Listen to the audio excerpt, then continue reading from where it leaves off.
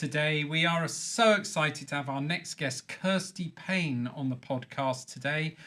Kirsty is a field CTO at Splunk, a Cisco company, and a total expert in everything from AI to quantum computing. She spent her career helping organizations make good choices when it comes to security. Welcome to the Internet Seriously.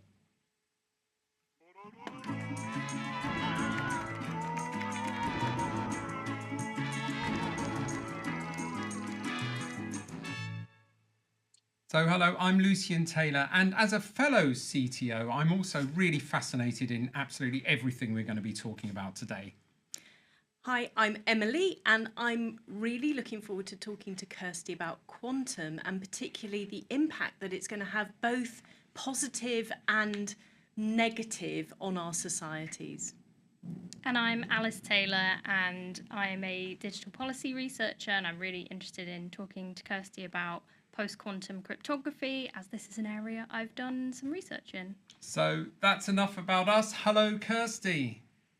Hey guys, nice to be here. Thank you for inviting me on the podcast. Great to have you on. And before we say anything and dig into the chat with you, I just wanted to say, please like or share if you're listening to us or listening in the future. You can see the buttons across Kirsty now with the share buttons there. You are advertising our share buttons. Thank you very much. So I'm going to hand over to Alice, who's going to kick off and talk to you, Kirsty, about the fascinating topic of cryptography and quantum physics. So yeah, we're talking about post-quantum cryptography, and this is an area that I've done a bit of research in, and recently we filmed a video essay for the Internet Seriously called Quantum Computing for Babies. And here is the book that we used on quantum computing for babies.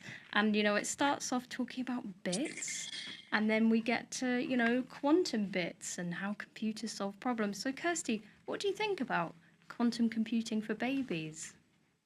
I think it's a misnomer because it covers quite some topics in detail that a few adults could learn from as well. I think even if you're comfortable with the idea of bits, and few people are, but qubits is a whole nother level, the quantum bits. And I think it describes it in a very nice visual way. So anyone who's vaguely interested in the topic, I think it's a good book to start off.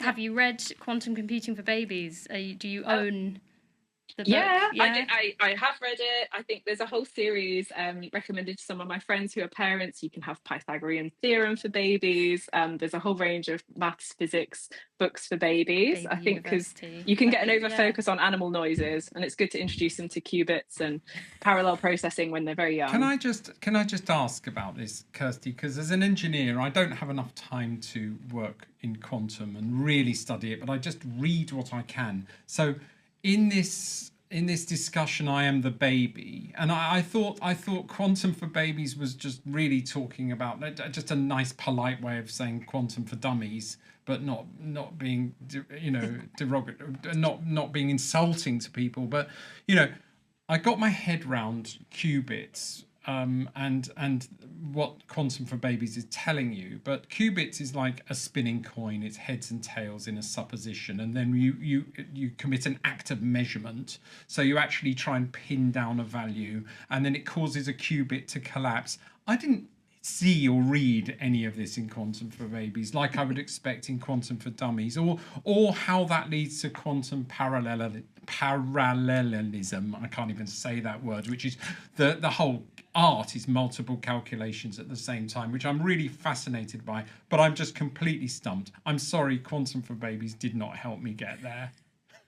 I think if you're already quite advanced and you know about things like superposition and measurement collapsing the state of a quantum bit, maybe you don't need to start with quantum for babies. Maybe it's more like quantum for teenagers or toddlers. First quantum. I see. A bit further along, but exactly what you're saying. This is kind of introducing the idea. For a lot of people, they can't hold the idea that bits can exist in neither 0 nor 1, yet both at the same time. The whole idea is crazy. It's sort of magical in a way as well, isn't it? I find like it all really technology, it's just magic. Yeah, but also, can you explain a little bit about entanglement and how that actually works in practice? I've seen lots of people pictures of people wearing these kind of scanning things on their head for brain scans, and the idea that two particles can know each other and be connected so that they always know where each other are, so that you can look inside people's heads or deeply underground or around corners. Is that really true? Yeah. Good, thank you very much. Maybe we could talk, because I think perhaps even if your listeners have read Quantum for Babies, they won't know about superposition and collapsing of measurements. Can you do the definitions bit? Yes. Yeah, quick 101. So superposition is where the qubits are both in 0 and 1. They don't have a fixed state.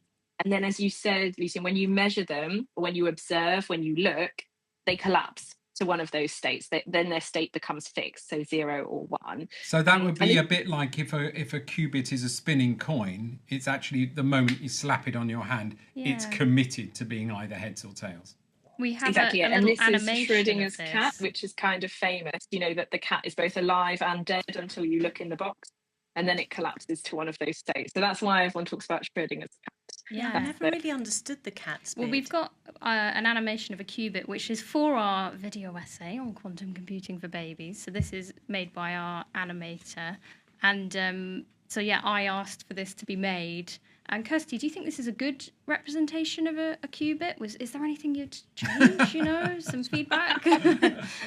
It's not bad, is it? I suppose it's quite tough to represent such an abstract concept for many people. I think that theta angle dancing around the middle might scare a few folks off. It's exactly this idea, right, that it's living somewhere in this sphere, and this is a 3-dimensional representation. Of course, it can be much higher than that. So it's just sort of this randomness that picture is depicting, I suppose. And so then going back to Emily's point, entanglement is how you can have two qubits that can be really some distance apart.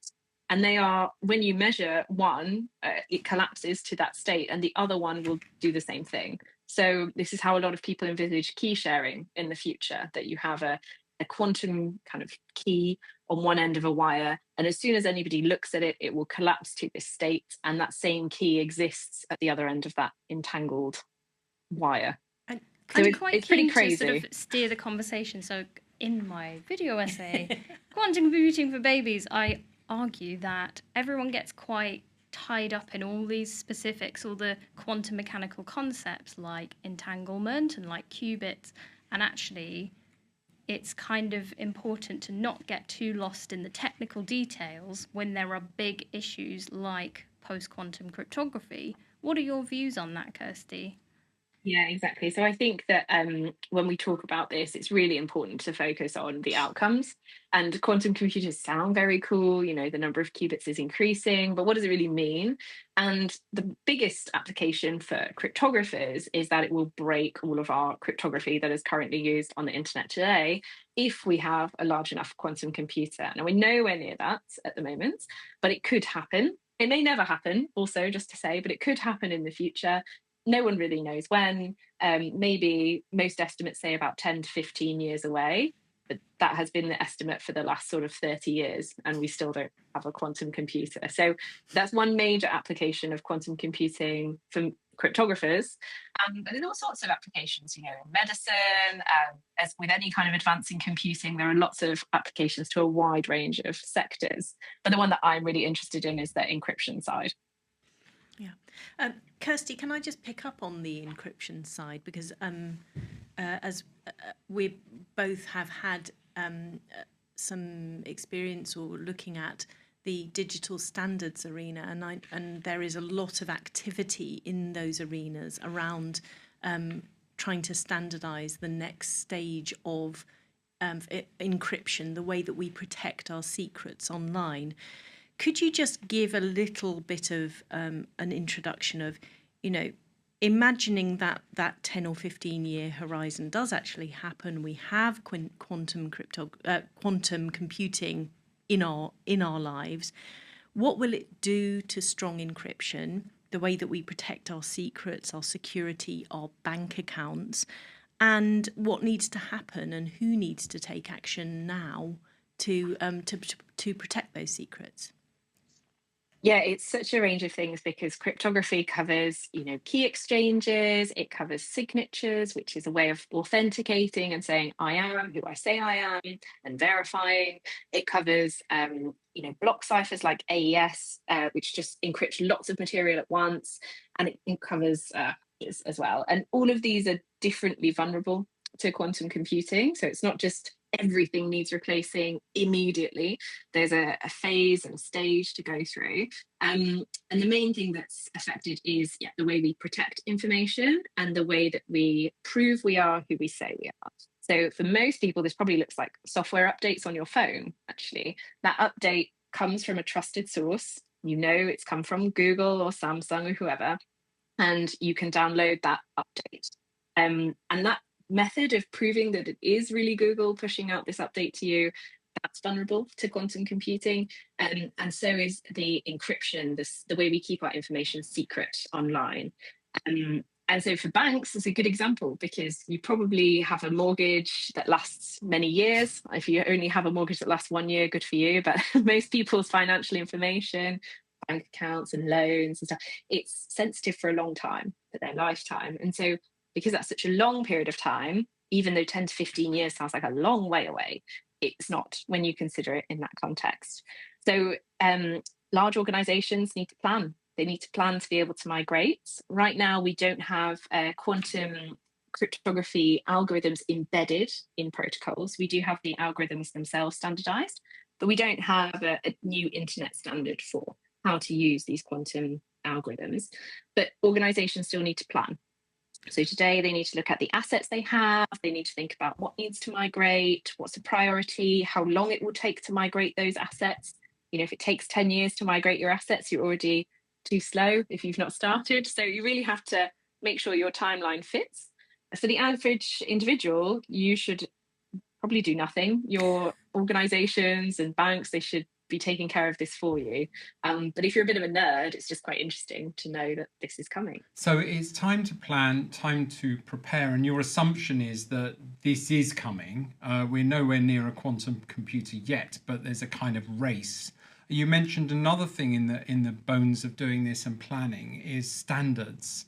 Where are we at with standards? Because they can be effectively weaponized by organizations so that they capture the standards that matter. And if we think about the physical engineering behind quantum, you're already looking at a battle or a race between the classics, superconducting qubit versus the sort of trapped ion qubit, which is happening in Oxford. So how you actually do this is still up for grabs, isn't it? And the standards around that.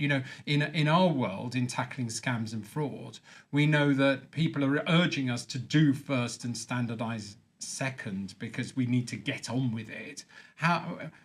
What's your view on the standardizations around quantum? Yeah, it's a very good question because usually we have standards when there's a need to be open and interoperable in an ecosystem, right? So the internet, for example, just would not work if my browser connected to the internet to a different way to everyone else's browser in the world and everyone had their own little version of how that worked, and that would be terrible, right? The internet works because it's built on robust standards that interoperate.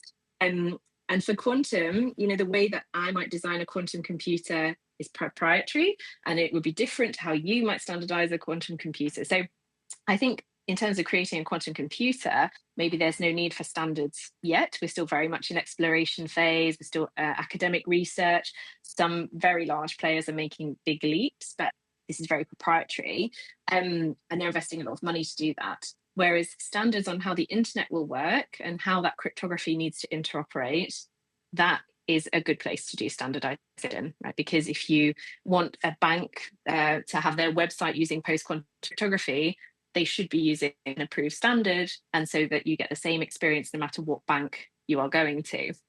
So it's a different picture, really, depending on what you're trying to standardize. But no doubt standards are important. They build our ecosystem. If you're interested in where the future of technology is going, standards are a great place to look because what's being worked on now will actually happen in 2 or 3 years' time. And so it's a great place to kind of have a crystal ball and look into the future of where we're going. Do you think this is a technology where one winner will take all? Oh, that's a good question. think we're probably going to have, between very few players, a sort of, I don't want to say arms race because that implies it's going to be weaponized, but I think there will be a capability race. It's sort of like we see with AI, actually. There are a few very well-known large language models, and we see some organizations, creating narrow language models, and that's the corner of the market they're trying to dominate. And I think we'll see a sort of federated approach with coverage of the market. I do think there are very few players who have the resources to make a quantum computer at any kind of scale. So we already have quantum computers that exist, but the qubit size is far too small to be relevant to attack cryptography. Sorry, but we will see that improve. It's just whether we will see it. I wonder if we'll see that breakthrough also happening with AI kind of at the same time. So when Oxford Ionics, which we were super excited about, charged atoms suspended in a vacuum using electromagnetic fields, and how that created greater stability in the whole process, and therefore cheaper. Who's going to win, and whether people are almost there and they're just holding back and waiting for some other player to come forward, a bit like we're seeing with OpenAI and Gemini, and as you say, things happening in that. Alice? Yeah, I mean, I'm just interested in, I think it's IBM have got a quantum computer with about 1,100 qubits. I might have misremembered that. What do you think about, the power of that computer? Is it going to be capable of hacking into all the banks, or is there still some work that needs to be done to... Yeah, it's a great question. No, it's nowhere near. I mean, for a cryptographically relevant computer, you're talking millions of qubits. And the other thing is, once the computer arrives, that's one thing. And it's not just qubits alone, it's quality of those qubits as well. And the engineering, becomes more unstable the more qubits you have, because they're all interacting with each other in this small space, and it's not linear. So it's not like previous, classical computers where you can just add memory or add storage and it's quite linear. If you add more storage, it doesn't really affect the stability of your existing storage. It just doesn't work like that. So yeah, we're nowhere near, but that's not to say the advancements aren't exciting. I think it's very cool. And I think there's a lot of progress that has been made. I think we're probably more likely to see kind of step changes rather than a linear or exponential growth. I think we will see major breakthroughs that really change the game. And as I say, it's not just about qubits, it's also about quantum gates, and there are different algorithms to be developed on this too. And then the final thing is that once you have a quantum computer, it doesn't mean you can program it or code it, right? Like we had to have Ada Lovelace invent binary for us to be able to really use computers in an efficient way and understand how they work. And there has to be this whole body of work to be done there. How do you even program Shor's algorithm on a quantum computer? What's the language? What do you do that in? How does it run? So there's a few different aspects that I think still need to be worked out, but it's definitely very cool. Kirsty Paine, this is a fascinating subject, and we're going to hear more. At the beginning, you gave a time sort of a horizon of like 10 years, at least 10 years.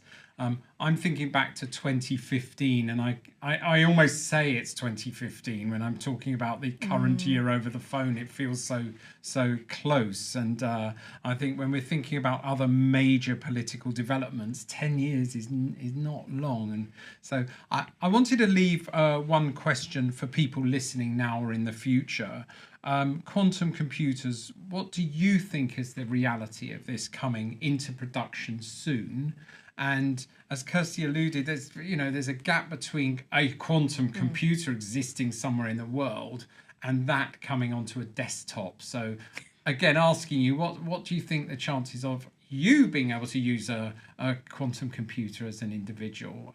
And we talk about it hacking into cryptography and computers and banks and things, but actually if you think about all the other benefits of being able to do computation in such speed and scale, it proves hugely exciting. I mean, we're running AI algorithms here at the Global Signal Exchange that take 24 hours to run, and then you realize you've got something wrong in the seeding of the algorithm. If I could do that in a burst in seconds, I would find that super exciting. So thanks very much. That's a really fascinating topic. So it's now time for our guilty pleasure online.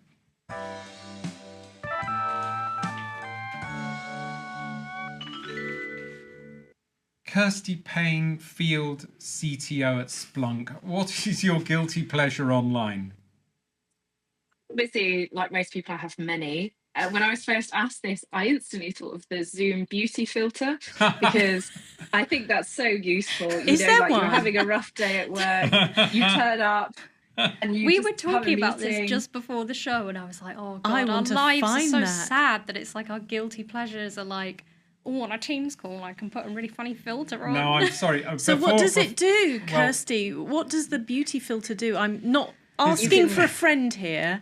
If you happen to have forgotten to, do your face and you realise you've got a very important call, tell me what the beauty filter does to you. Well, you can choose. I mean, by the way, this isn't going to be my guilty pleasure. I picked up on that. Oh, right. Sorry. Okay, we've all become quite hysterical about this. We all really want to hear about this.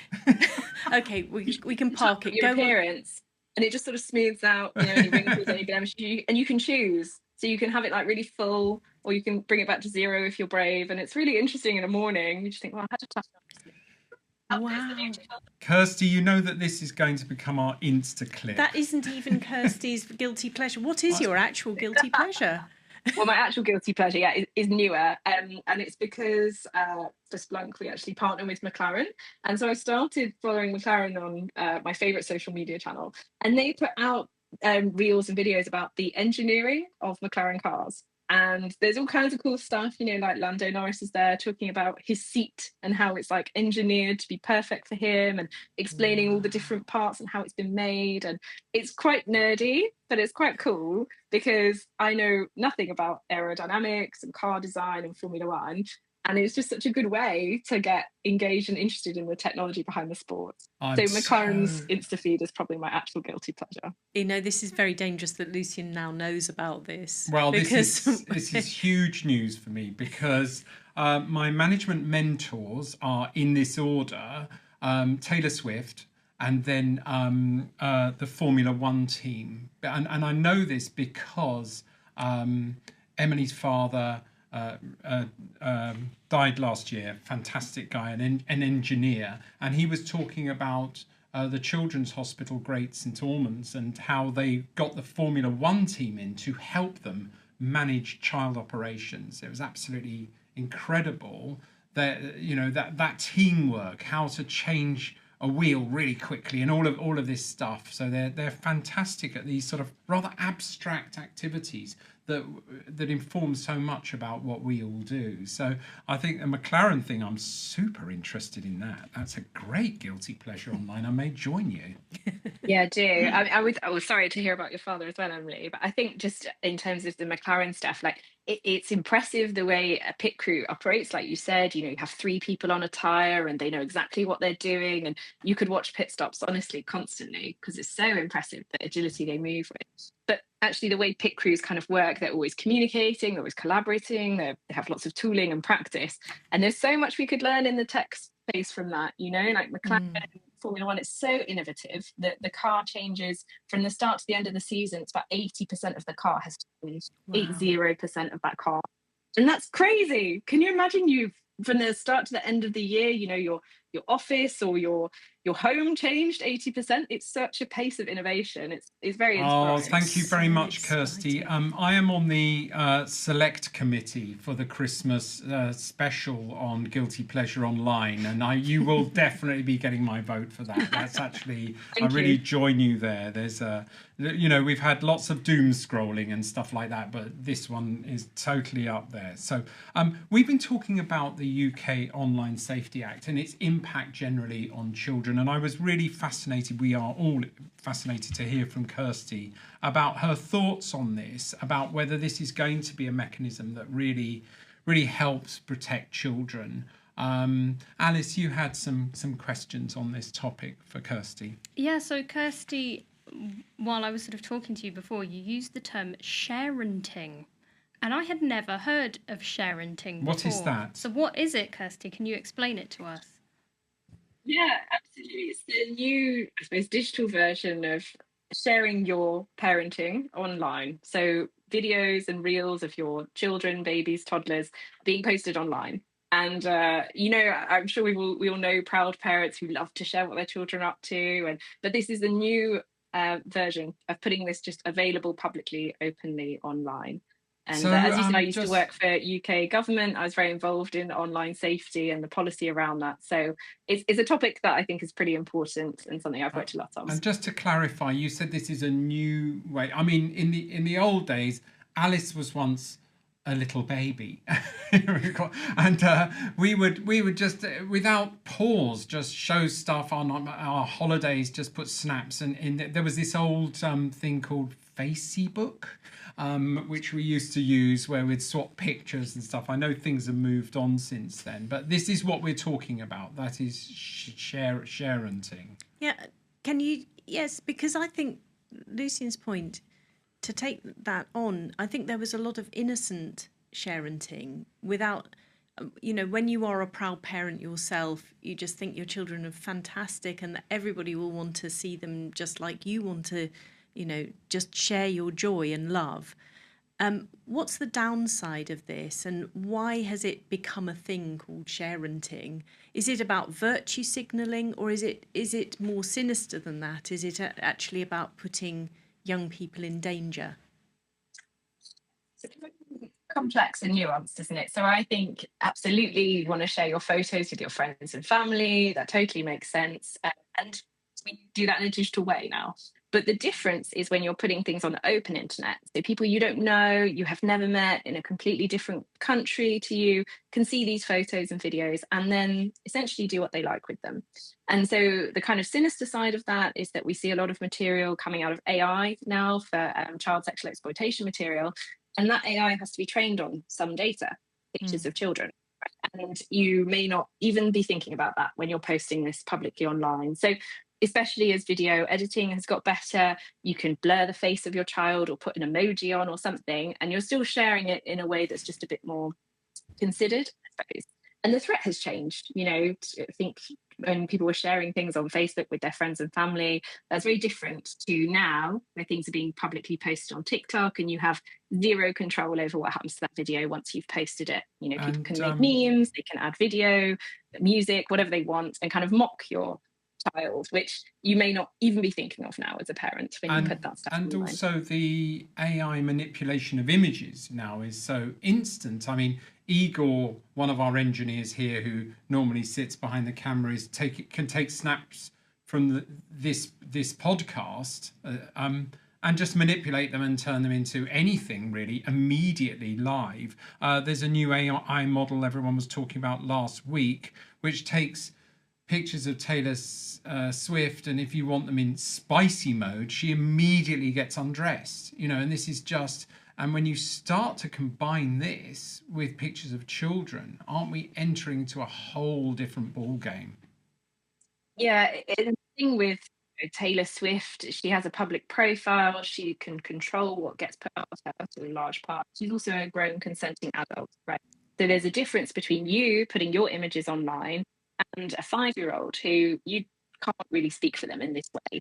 And the thing is that your digital footprint lasts so much longer than if you take a photo and you put it in a photo album and it stays in your cupboard at home, which I know for lots of people it's shocking. You might even print your photos. So who does that? But I do. But I think it's a bit different, the kind of exposure. Maybe people just aren't thinking about it. They're not used to that idea that once you put this photo online, you do lose control over what's happening to it. I'm really interested in this, just sort of connecting this to the idea of child autonomy, because you kind of mentioned like posting pictures of me online as a child, but social media as it currently exists wasn't a thing until I was about 14.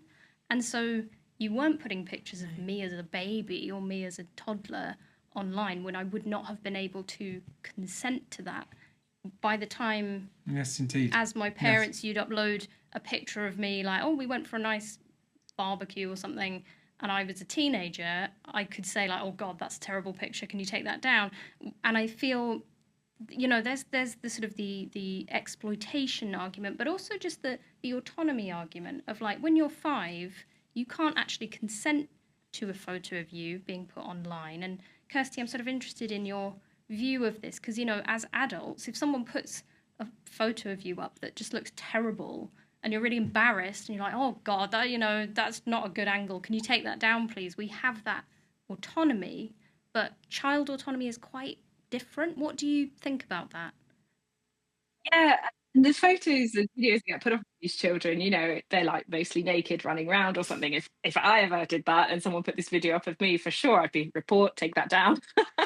But you know, it's a different thing. Like the child, like you say, cannot complain, cannot even realize the implication of what's happening. And I know it's tough because, Emily, I think you mentioned virtue signaling earlier.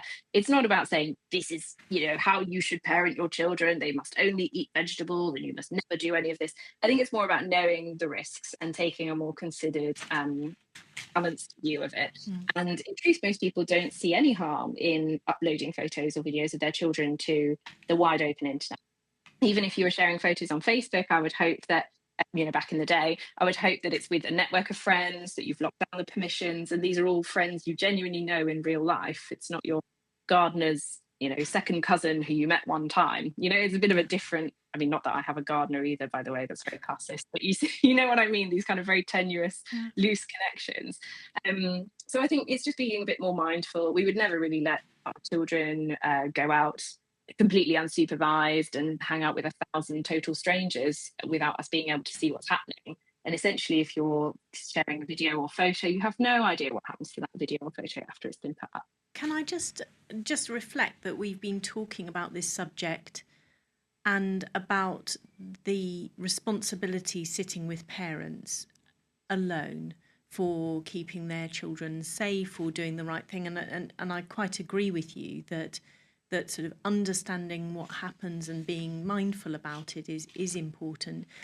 Is that where the responsibility begins and ends, Kirsty? Or do you think there is a role for government, for business? And where does the balance lie? And what do you think would help to keep children safer online? A couple of levels to answer that. Firstly, you know, if your child goes to school, the school won't take photos of your child and put them online publicly. So schools and other caregiving places aren't doing this. But in terms of educating your children themselves about what is okay online, where they should be looking, where they should not be looking, I think largely that lies with parents. But of course, schooling, environment, you know, other parents as well. You've got children who are peers. Other parents can be very helpful in sharing their best practices and what's worked for them. I think there is an education piece. Not that can be done at home, but for parents who aren't digital comfortable, that can be quite tricky. You know, how do they really know what is possible if they're not involved in these kind of social media things themselves or just the internet generally? I know this is called the internet seriously, but the internet generally is quite a topic for a lot of adults and grandparents, of course. When I say parents, I'm referring to all caregivers. It's not just, you know, the traditional biological parent. It's anybody who has a role in that child's upbringing and well-being.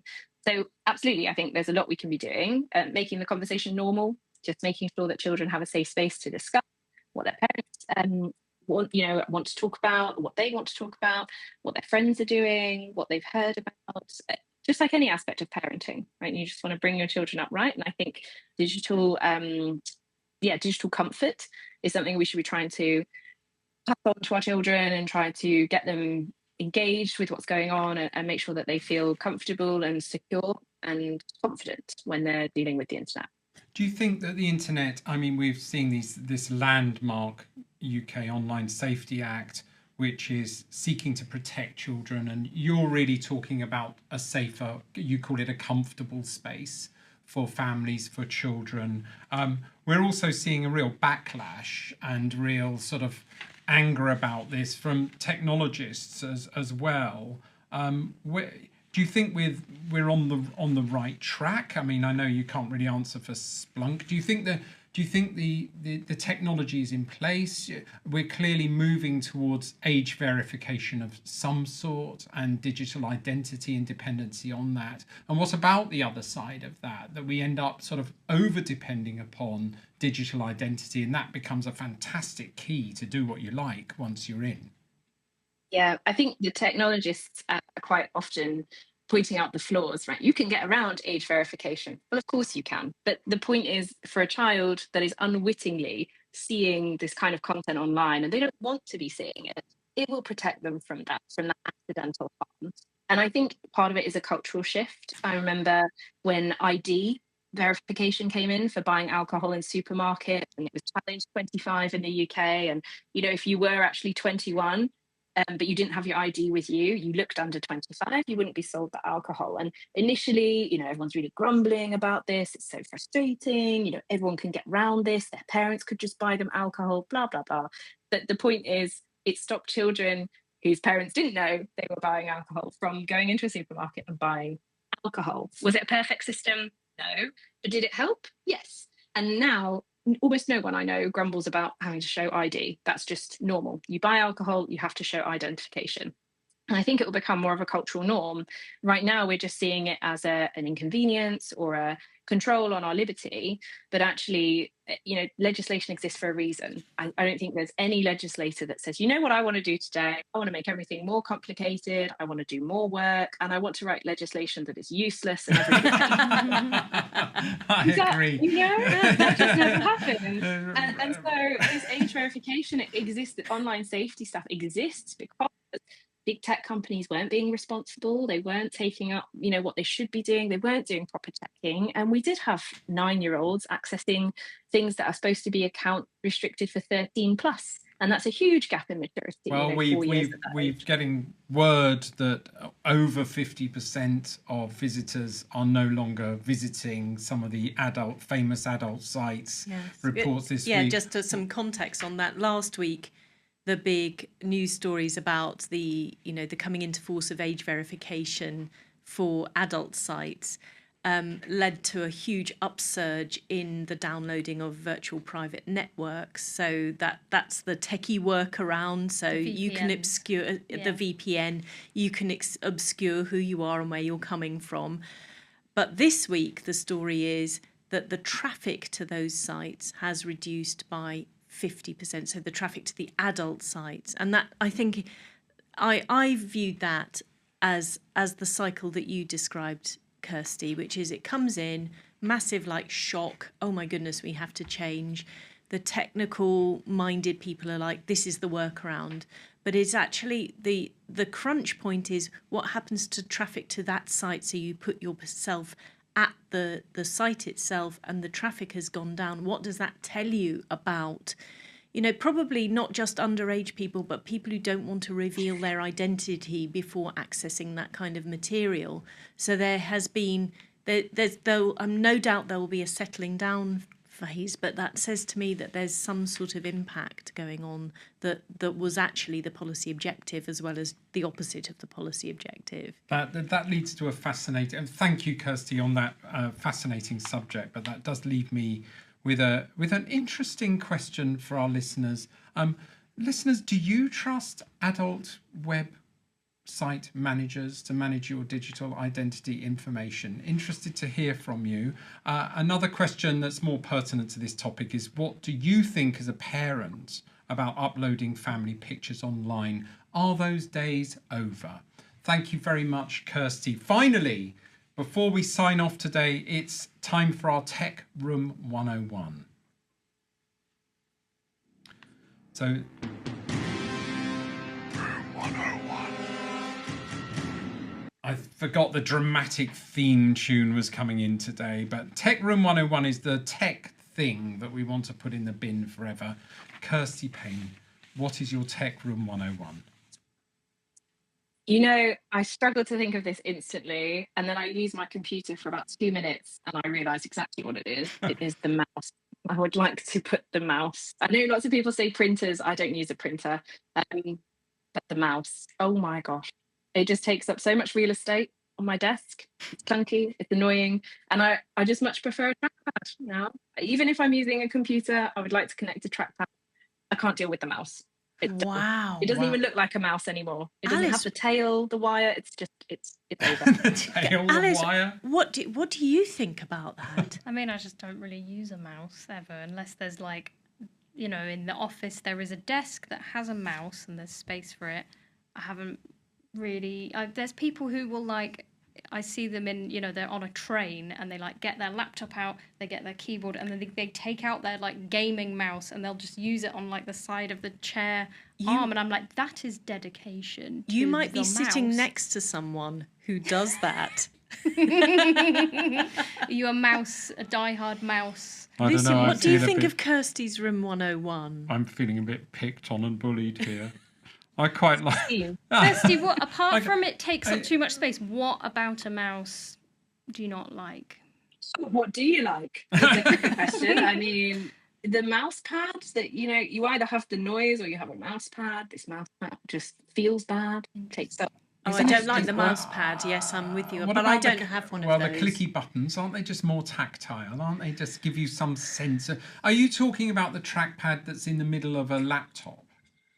Yes, but you can get them separately. Do you have them separately? Now, so is that what you do? You can have a more dexterous experience. You can swipe across screens and stuff in a MacBook. I mean, I could really go into my dislike of the mouse. I don't know how long this segment's supposed to be, but I think it's just had its day. The little scrolly bit in the middle for people who still have that. Oh, it's just... Can you just satisfy my curiosity? Because I really love stuff and I really love stuff conversations. And I did try a trackpad thing once and I just couldn't stand it immediately.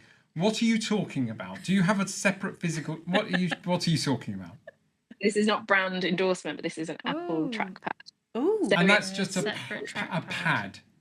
Yeah, essentially, and it sits. Look how clean it is. Look nice. How easy I am intrigued. Clean. Does it have buttons? You can touch, so it feels like it will do a little click. Like you have. But normally you just use 2 fingers to tap, or you can use all instead of just using the 2 at the top like little bunny rabbits. You can have all 4 finger gestures. It's much better. Oh, so whatever about quantum, this is the future, right?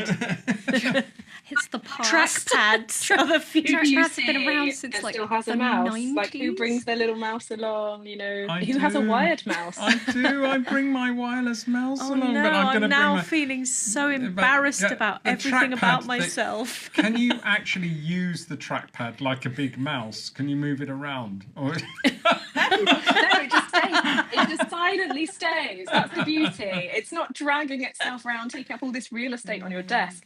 It is the size that it is. So it's just perfect. I am intrigued. I'm going to try one. Finally, before we sign off, Kirsty, thank you. Have we got a comment of the week? Yeah, so this is kind of related to what we were talking about today, and also with the Online Safety Act, always worth touching upon. But, last week we were also talking about, parental controls and, online parenting. And somebody's commented, controversial take, social media should be only for people aged 18 plus. As should anything rated 18 plus, parents should be legally obligated to install passwords to limit access to age-appropriate content. Wow. Kirsty, what do you think of that? It's very strong, isn't it? I think it's very hard to ever comment on other people's parenting. Everyone makes choices based on their child, based on their kind of risk profile and what they think. I think that it can be very tough if maybe that person doesn't have a 17-year-old who is driving, who is legally able to work. I think that can be quite tough to enforce. But I think the point is trying to shift some of that responsibility back to parents, or try to think in a very considerate way about the age you need to be to access some of this material. There's no doubt, social media can have a toxic impact, especially on developing minds. So I think that's maybe just encouraging consideration, which is such a wishy-washy way of saying it would depend and vary between every parent, every child. But I think that's a fair. Thank you very much, Kirsty Paine, and thank you for that generous comment online. Please follow up if you're interested in this. Thank you very much, everybody. We've been talking to the great Kirsty Paine, CTO at Splunk, a fantastic Cisco company, and talking about AI and quantum computing, but also parenting and rather sharenting in the digital age. Thank you very much.